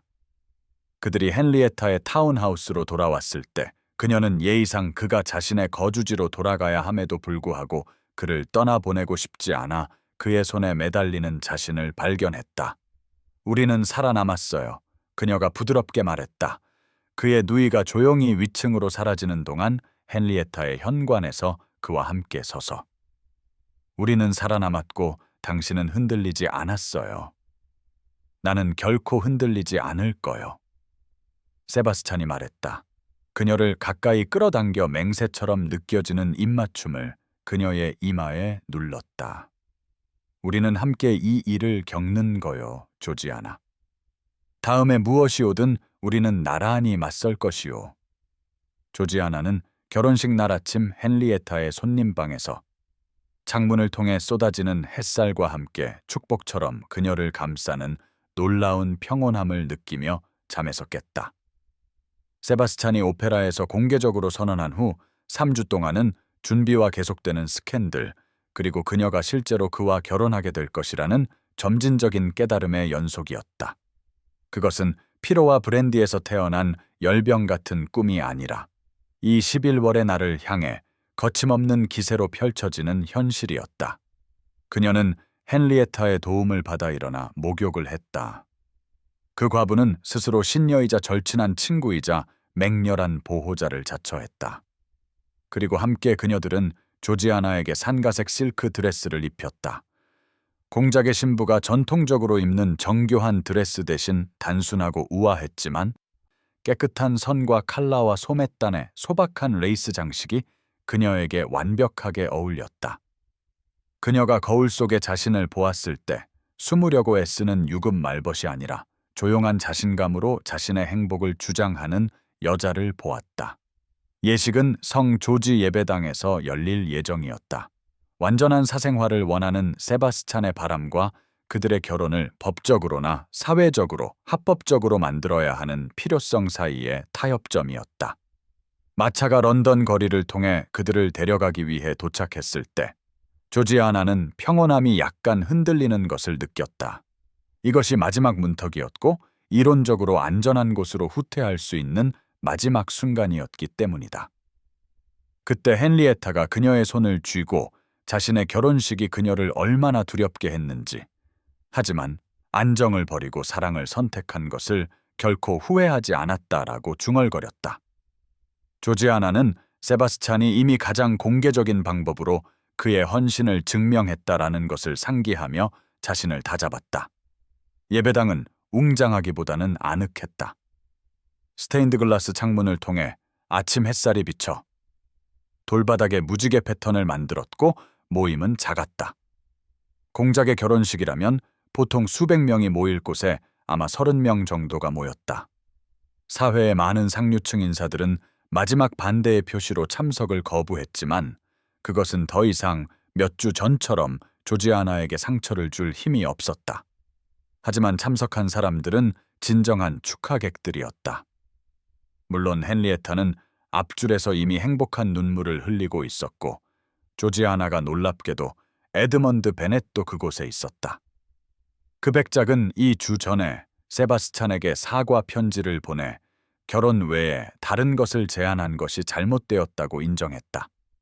그의 걱정은 우정보다는 두려움에 뿌리를 두었으며 세바스찬이 처음부터 보았던 것을 보지 못한 자신의 실패에 대해 용서받기를 바란다고 했다. 몇몇 개혁 성향의 귀족들도 있었다.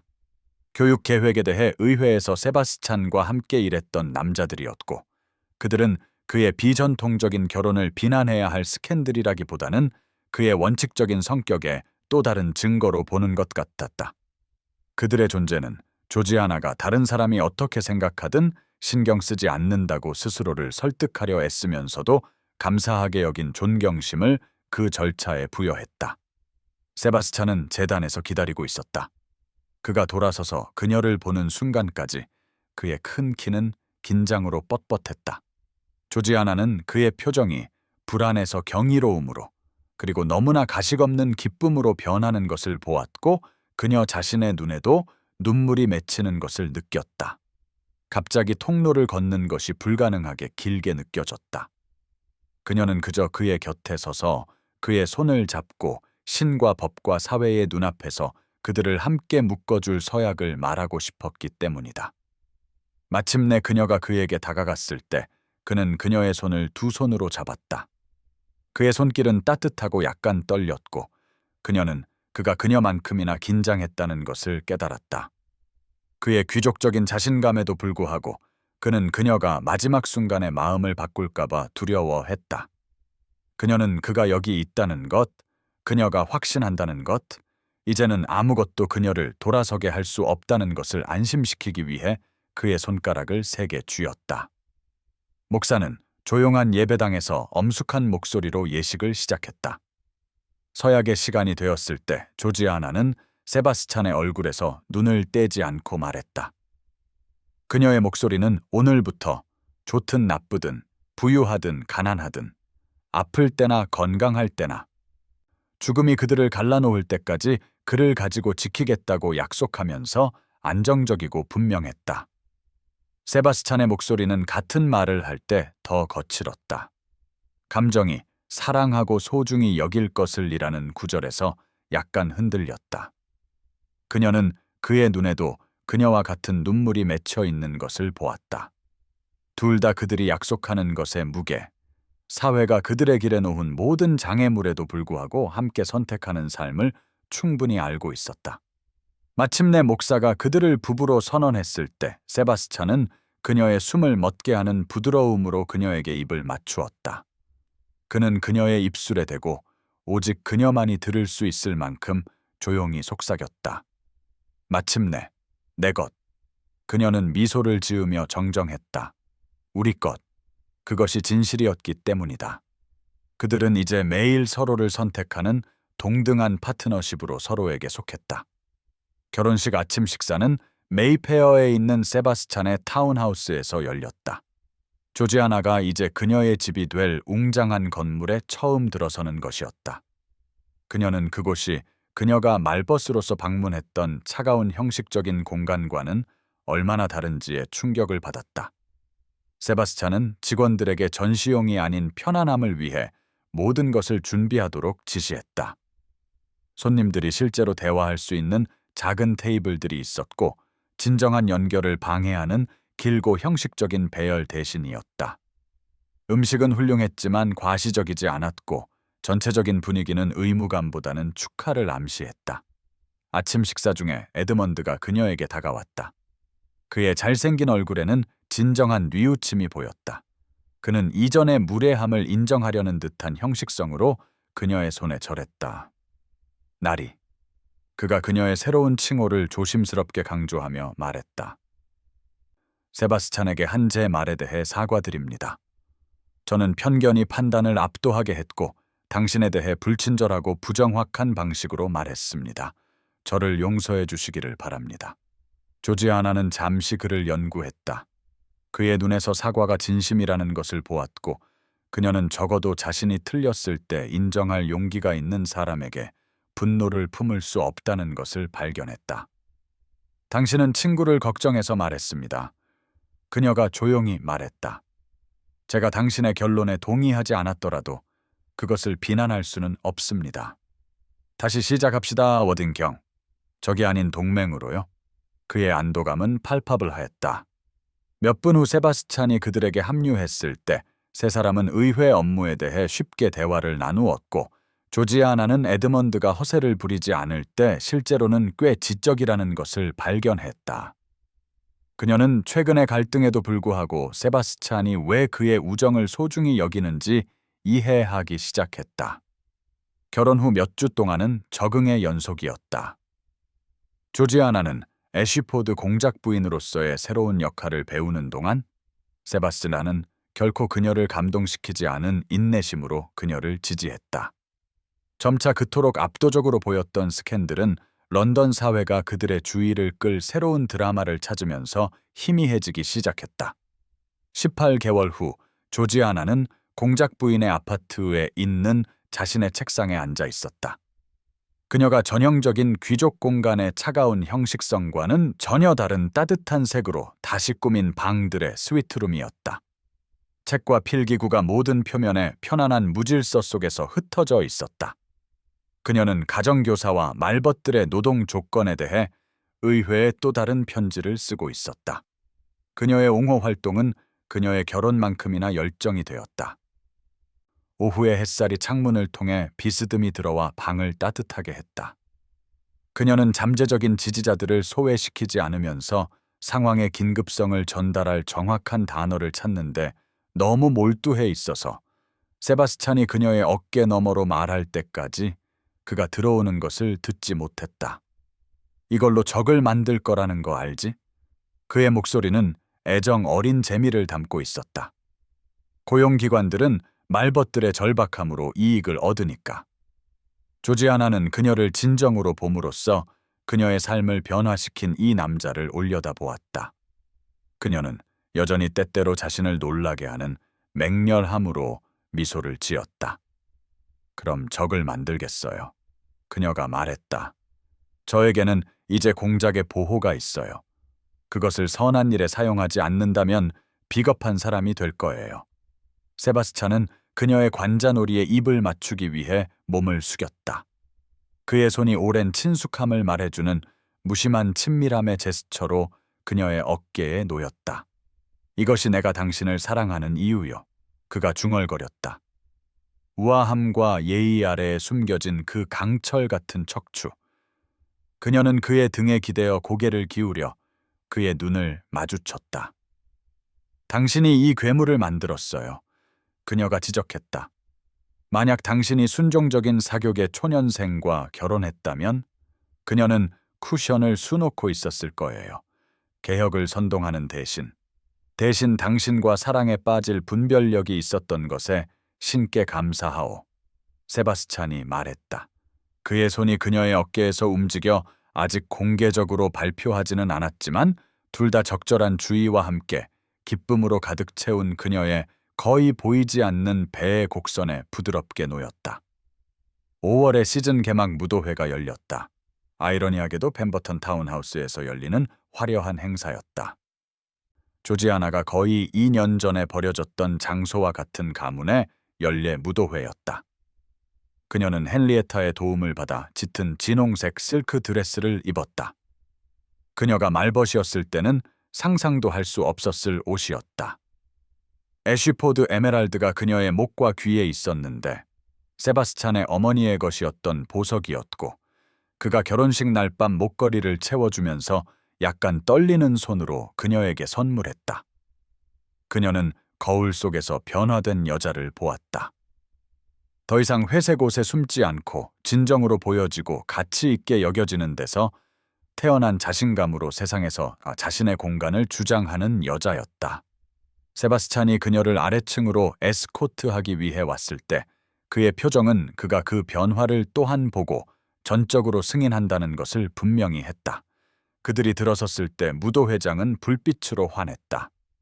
크리스탈 샹들리에에 있는 수백 개의 촛불이 대낮에 필적하는 빛을 만들었다. 조지아나는 눈들이 그들을 향하는 것을 느꼈지만 관심의 질은 몇 달 동안 바뀌었다. 첫 오페라 출연 때의 잔인한 판단이 아니라 경외심 섞인 호기심에 더 가까운 무언가였다. 그들이 인파를 헤치고 나아갈 때 그녀가 엿들은 속삭임은 비난보다는 감탄이었다. 그녀는 꽤 변했어. 한 부인이 다른 부인에게 중얼거렸다. 그리고 그들은 정말 헌신적인 것 같아. 대부분의 사회 결혼에 대해서는 말할 수 없는 것이지. 세바스찬은 개막 왈츠를 위해 그녀를 댄스 플로어로 이끌었다. 오케스트라는 오래전 모든 것이 바뀐 그 밤에 연주되었던 같은 멜로디를 연주하기 시작했다. 그가 오랜 연습에 쉬운 친숙함으로 그녀를 팔에 안았을 때 그녀는 그 대칭성에 미소를 짓는 자신을 발견했다. 기억나세요? 그들이 움직이기 시작했을 때 그녀가 말했다. 1년 반 전에 저는 이와 다르지 않은 무도회장에서 제가 보이지 않는다고 확신하며 앉아 있었어요. 불가능하오. 세바스찬이 말했다. 엄격한 예의가 허락하는 것보다 더 가까이 그녀를 끌어당겼지만 아무도 공작이 아내에게 공개적으로 애정을 표현하는 것을 감히 비판하지 않을 것이다. 당신이 들어서는 순간 당신을 보았소. 당신은 다른 아무도 보지 못했을 때 저를 보셨어요. 조지아나가 부드럽게 말했다. 그것은 여자를 변화시켜요, 세바스찬. 진정으로 보여지는 것. 진정으로 보여지는 것은 남자도 변화시키오. 그가 대답했다. 그의 눈은 틸리 무도회장의 어둠 속에서 보였던 것과 같은 강렬함으로 그녀의 눈을 붙들었다. 나는 그 밤까지 인생을 몽유병처럼 걸어왔소. 우리의 스캔들의 밤. 조지아나가 그녀가 얼마나 두려웠는지, 발견이 그녀의 파멸을 의미할 것이라고 얼마나 확신했는지를 기억하며 미소를 억누를 수 없었다. 우리의 변화의 밤. 세바스찬이 정정했다. 내 인생 최고의 밤. 저도요. 그녀가 동의했다. 비록 지금은 창가 자리 대신 제대로 된 침대가 있어서 다행이지만 세바스찬이 웃었다. 근처에 몇몇 커플이 돌아보게 만드는 풍부하고 가식 없는 소리였다. 조지아나는 그들이 다시 사람들을 경악시키고 있다는 것을 갑자기 깨달았다. 하지만 이번에는 부적절함이 아니라 행복으로. 조지아나, 그가 가짜 엄격함으로 말했다. 공작 부인이 그런 말을 하다니. 어둠 속에서 청혼했을 때 무엇을 얻게 될지 아셨잖아요. 그녀가 그에게 상기시켰다. 이제 후회하기에는 너무 늦었어요. 그의 표정이 부드러워졌다. 모든 장난기가 사라지고 여전히 그녀의 숨을 멎게 할 힘이 있는 부드러움으로 대체되었다. 후회는 없소. 그가 단호하게 말했다. 단 하나도, 결코. 그들은 잠시 편안한 침묵 속에서 춤을 추었고 오랜 파트너십의 무의식적인 동기화로 함께 움직였다. 조지아나는 그녀가 버려졌던 그 밤에 가졌던 것과는 다른 눈으로 무도회장을 둘러보았다. 어린 사교계 초년생들이 그들이 왈츠를 추며 지나갈 때 그들을 지켜보았고 그녀는 일부 얼굴에서 그녀의 자귀나 보석에 대한 부러움이 아니라 더 깊은 무언가, 그녀와 세바스찬이 공유하는 명백한 연결에 대한 갈망, 방에 다른 아무도 중요하지 않은 것처럼 서로를 바라보는 방식에 대한 갈망을 보았다. 그녀는 그들이 일종의 상징이 되었다는 것을 깨달았다. 결혼이 단순한 사회적 합의가 아닌 진정한 존중에 기반할 수 있다는 증거였다. 왈츠가 끝났을 때 에드먼드가 그들에게 다가왔다. 그들의 화해가 완료되었음을 암시하는 기사도 정신으로 조지아나에게 팔을 내밀었다. 다음 춤의 영광을 주시겠습니까, 나리? 그가 물었다. 발을 밟거나 잘못된 조언을 하지 않겠다고 약속합니다. 조지아나는 웃으며 수락했고 세바스찬을 흘긋 보았고 그는 승인을 끄덕였다. 에드먼드가 그녀를 다시 플로어로 이끌었을 때 그녀는 이것에도 감사함을 느꼈다. 시험받고 살아남은 우정, 그들의 위치보다는 그들 자신을 가치 있게 여기는 사람들의 서클을 점진적으로 구축하는 것. 저녁은 조지아나가 다양한 파트너와 춤을 추며 계속되었다. 그녀의 말벗 옹호 활동에 대해 논의하고 싶어 하고 그녀의 제안에 진정으로 관심이 있는 것 같았던 몇몇 개혁 성향의 귀족들을 포함해서였다. 그녀는 경이로움과 함께 자신이 어떻게든 자신의 영향력을 얻었다는 것을 깨달았다. 사람들이 그녀가 애쉬포드 공작 부인이기 때문만이 아니라 그녀의 아이디어가 가치가 있고 그녀의 열정이 설득력이 있기 때문에 그녀의 말을 들었다.